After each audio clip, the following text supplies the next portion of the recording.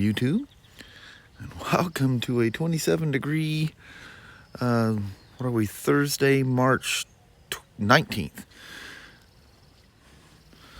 And old Sparky's all crashed out here in his little favorite under the tree spot. It's pretty cool when you leave your house and it's all full of sunshine and you drive down into the fog. I'm like, yay, we were above it today. Kelly says it's been like this all morning. It just went away by the time you got up moving around. Look at this. The Honda catches a train. Yeah. Them coal trains, man, they have a lot of engines on them. Them babies are heavy.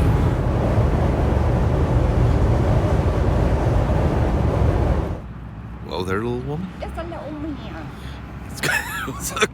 It was even quieter today driving to work than yesterday. I gotta tell you, that's a very eerie feeling. Yeah. That makes you go, dang, must be a lot of people in the food industry and bars and whatever. And people have kids, now they can't go to work. Yeah. They're home. Yeah. Right, my bounce. All right, how about? Love you, see you, bye. Yeah. Bye now. So I lost a clip last night that wouldn't have made any sense. I was frustrated when I left here yesterday. So I kind of hinted at that, but I couldn't explain it. I think I even put a subtitle, so I'll explain this crap tomorrow. Well, on this side is that's where that nut came out, and the bearing was there, but the bearing is sweated out and sitting somewhere. It's on the tool. Oh, it's in the tool. There's the bearing. Well, that nut, which is this, nowhere in there does it tell you to heat that up.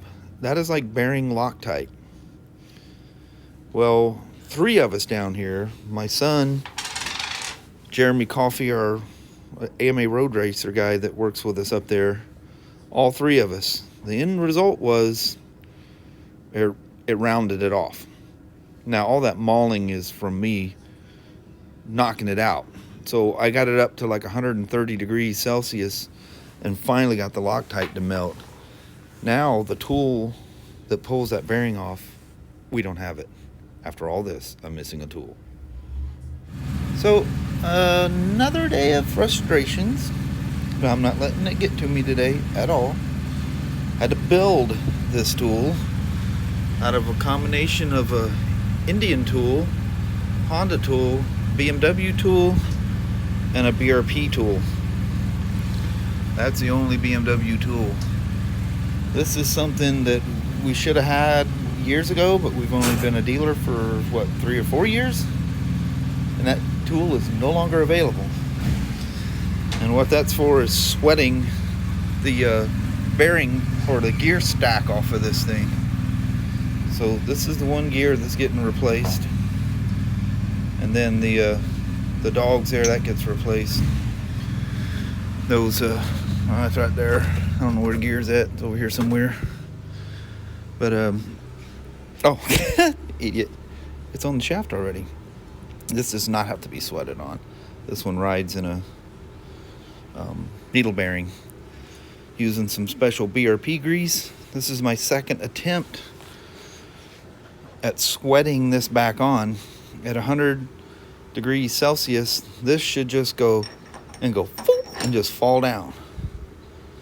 Well, she doesn't. It makes about halfway, cools off enough, but the amount of pressure to pull this thing off is not very high. So that heat, it should just slide right on. So I have no way of testing. There may be a little bit of a burr or something there, just don't know. So I've cleaned the threads and everything out. This is a Yamaha tool and an aluminum spacer of some sort. So once I lance her on there, I get her up to temperature, I got something nice and soft to go tap, tap, tap, tap. Send it home. Because this, you go groove side down, if you guys can see the little groove right here on this edge to the right. That goes down, and it uses the craziest snap ring plier tool you've ever seen in your life. But that sinks down in there. A snap ring rides in there. That's that one right there.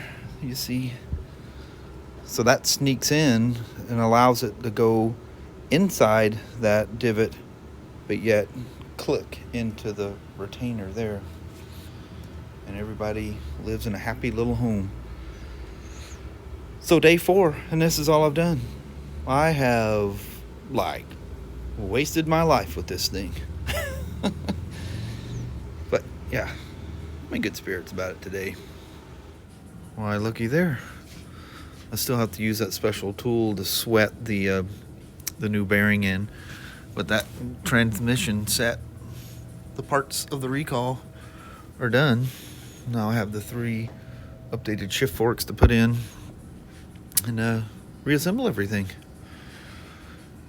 So the worst part's over. Of course, I still have to do this in a kind of a backwards way to get the banjo bolt back in, so it's gonna be mindful that that goes in before it's supposed to. No big deal. This BMW owns me. Owns me. BMW says, paid in full. We got old Smoak by the, well, you know. Man, what a nightmare. 4th day on a 8.3 or 8.5 hour job. Yeah, gonna be a profitable month. With all the stuff that's going on, kind of scary. So the Honda's in, just that pre-start mode. Woman? Yes. For the first time in 2020, this Honda line vehicle is pumping out air conditioning. Yeah, because it's hot. Yeah, buddy. Well, there, little woman, did you have a fruitful day? I did. Very, very busy. I had major fights with tools, as you know. Mm-hmm. The little woman was the one helping me out. Called BMW for me, all kinds of cool stuff. I love that little woman. Anyway, I cobbled. That was the most mixed brand tool in the whole store. But I'm saving all the pieces because there's going to be plenty more of those where that came from. Yeah, it's gonna be needed. Yeah, buddy. Yeah, traffic is light everywhere, isn't it? Oh, Tractor. Why is that's a very pleasing look, looking at that Tractor Supply. Yeah, the lights they have, yeah, real cool. Look at I-5 out there.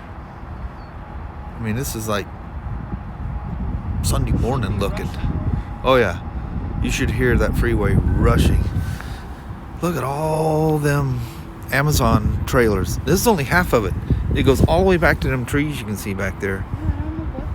But there was a train that came through. It was just honking and carrying on. I'm like, heck yeah. Tractor Supply doesn't have a shortage on pet foods. Kelly's talking about these lights on top of the building. Looks like something to hang off the back of your barn or something. That's some cool stuff. Picked up a little something today. I usually use, well, let me get it out here first. Fork oil. You know who needs fork oil? It's what we've been messing with here lately. The old E-iron. So I noticed, and I actually discussed this when I rode the iron, but I made, as I can do, a super long thing talking about this. So I cut it. Because I had like way too much footage when I rode it. What was that, Sunday or whatever?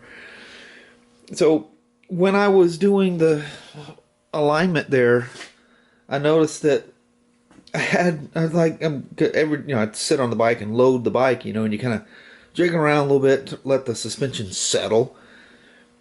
Try to simulate going down the road, which is not going to be, but, kind of get it to kind of settle in. It's like floating under rider weight kind of a deal. Well, I noticed, man, that thing really kicks up in the back. And I've been meaning to do this for like the last couple of years. Shocks, springs, they get soft over time, they settle. And these progressives, I mean, the first couple of years I had those on there, they were on the softest setting. And the sag was actually too little. And now I've progressed up a notch at a time. Probably me gaining weight or something too. Heck, who the heck knows? But anyway, I've been noticing you get a little more than normal touchdowns in the rear. And for some reason I noticed the rear because your butt's back there. I noticed it in the front as well. So before I took off on Sunday, I reset the sag. It's only got the clicker, so I can't like super fine tune it. But I think I'm like a 2 millimeters less sag than what I need. Generally on these things, you want your sag to be 1/4 of the travel of the shock. So got that dialed. So I got 1/4 of its travel with me sitting on it and kind of, you know, up and down a little bit, just make sure it settles, do several adjustments, make sure it's not, you know, too much one time, too little the next. Then, you know, you're not letting stuff settle. Well, I'm about to take off. I did this before I took off that on Sunday. Well, I noticed the forks are like horrible. And I'm going, yeah, I hear that thing. If you guys have ridden these Sportsters, the way the bearings work in these things, they'll make a, if you bottom the forks out, they'll make a clunk. It sounds like your bearings are loose, but it's just the way Harley tensions the steering neck bearing. They will clunk, you know. Well, I've been getting a lot of that out of it. So anyway, I left out of here with the shock set perfect. It was the best the iron has ridden in a long time since I messed with the suspension last. So I need to, I've never changed the fork oil in it. Even when I put the progressives in, I didn't, why bother changing the fork oil? It was brand new, you know, at the time when I put the progressive fork springs in. So I'm going to change the fork oil because it's never been done. It's got close to 10,000 miles, 7 years. So I was going to go one step up. It's Type E fork oil, Harley-Davidson Type E, which is essentially a 10 weight. For the most part, it's a 10 weight. And that's what these had, was a 10 weight. So a lot of people go to the 20. I'm just not a big fan of super thick fork oil. It just slows, you know, compression and rebound too much. You know, this is not a road race bike. It doesn't have to be, you know, super stiff or anything. But I do have too little a sag up front. So, which will mean I'll have to pull the springs out and change the length of the spacers in the progressive, for the progressive springs. So I want to just see where my sag is now. Maybe if I got time, I'll start the procedure of dumping oil and pulling it apart. And I don't know, seems like I had a guide that told me that, you know, how much each addition is just PVC pipe that they use. And seems like I had something from somewhere. If you add, you know, 5 millimeters or 10 millimeters, I don't know. I can't find that. I did some searching, but anyway, I'm gonna measure where the sag is. Believe it or not, there's so much travel in them front forks. It has 92 millimeters of travel. So 1/4 should be about 23 millimeters. So let me see where it's at here. Obviously, I can't hold the camera and do it. I'll just come back and talk to y'all. So on these really short suspended bikes, I don't go by, the proper way is up and down, how much the whole bike sinks. So in the real world, you go 1/4 of straight up and down how much the rear end drops, how much the front end drops. Well, obviously the forks are at an angle, the shocks are at an angle, but their rake or their degree of angle is pretty much the same. I just make this very simple and it works very well for me. This is not the proper way to do it. You know, if you're like racetrack, whatever, definitely don't do it this way. But I just do the travel. 1/4 of its travel. So where I'm measuring from is the bottom of the boot to the top of the triple clamp, so I can look at it and see what it's doing. So it's from the bottom of the boot with me lifting up because the bike slightly sags under its own weight. It's 155 millimeters from the bottom of the boot to the top of the triple clamp. And so 1/4 of 90, well, it's 23 millimeters is what I'm taking away. That's my 1/4. So Anyway, I take the tape and I dovetail it like that so I can see it real easy. So I'm going to sit on it and you know, try to not let the fact that one of my feet's going to be on the ground have much of an influence as much as I can. So the bottom of that tape should be at the top of that triple tree right there for it to be correct. Alright, so here's my total travel of the front fork. This is 25%. This is just a rough graphic. This is 25%. This is where I'm at now. So I'm not too far from having half my travel.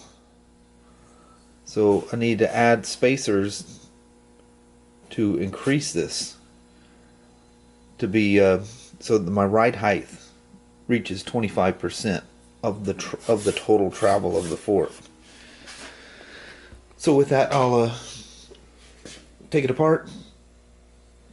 I'll add some length, because I got a bunch of that PVC pipe that I use for that. I'll add some length to it with some fresh new fork oil, and I'll have a very happy iron once again. Pretty simple to do.